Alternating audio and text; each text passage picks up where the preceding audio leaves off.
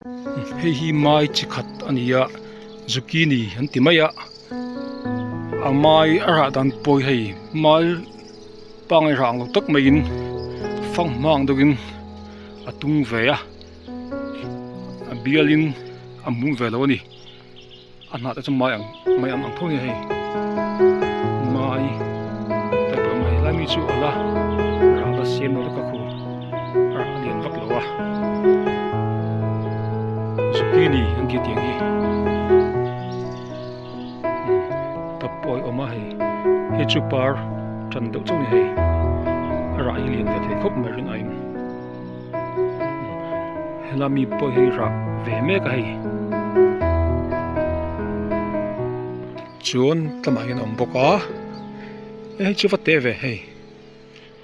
tai nei hei a ra chu tami lian khop mai hei phang ma ra lian tak ang ni hei hetiang hi Europe lama khon a bit in Spain a khon tam khop mai Italy te potama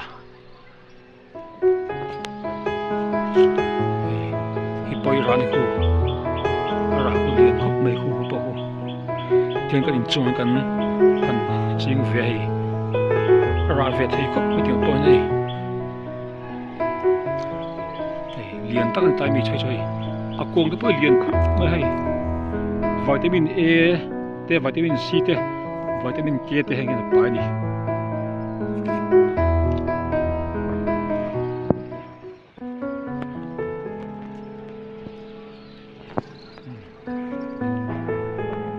kan lang chiang khop mai hei